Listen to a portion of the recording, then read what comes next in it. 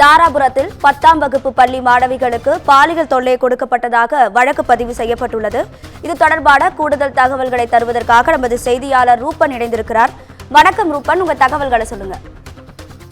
கண்டிப்பாக ராதிகா, திருப்பூர் மாவட்டம் தாராபுரத்தில் உள்ள சிந்து மெட்ரிக் மேல்நிலைப் பள்ளி தனியார் பள்ளியில் விடுதியில் தங்கி படிக்கும் 10ஆம் வகுப்பு மாணவர்களுக்கு அப்பள்ளியின் விடுதி கண்காணிப்பாளர் சரண் தொடர்ந்து பல மாதங்களாக பாலியல் தொல்லை கொடுத்து வந்துள்ளார்.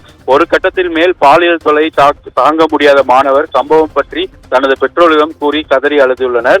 இதனால் ஆத்திரமடைந்த பெற்றோர்கள் மற்றும் அவரது உறவினர்கள் நேற்று பள்ளியின் முன் திரண்டு பாலியல் தொல்லை கொடுத்த நபர்களை கைது செய்து பள்ளியை மூடி சீல் வைக்க வேண்டும் என பிரச்சனை எழுப்பி கூறப்பட்டது. சம்பவம் அறிந்த தாராபுரம் போலீசார் தனியார் பள்ளிக்கு விரைந்து சென்று ஆர்ப்பாட்டம் மற்றும் போராட்டத்தில் ஈடுபட்டு முயன்றவர்களை தடுத்து உரிய நடவடிக்கை எடுக்கப்படும் என கூறியதை அடுத்து பாதிக்கப்பட்ட மாணவர்களின் பெற்றோர் அளித்த புகாரின் பேரில் சரண் கைது செய்யப்பட்டுள்ளனர். தொடர்ந்து விசாரணை நடைபெற்று வருகிறது.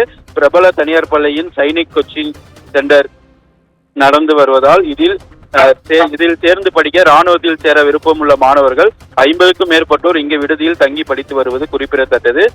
கைது செய்யப்பட்ட சரண் யார், எந்த பிரிவுகள் கீழ் வழக்கு பதிவு செய்யப்பட்டுள்ளது, புகார் கூறப்பட்ட நபர்கள் மீதுதான் வழக்கு பதிவு செய்யப்பட்டுள்ளதாக பள்ளி சம்பந்தப்பட்ட முக்கிய நபர்கள் இதற்கு உதவியாக இருந்து உள்ளார்கள்.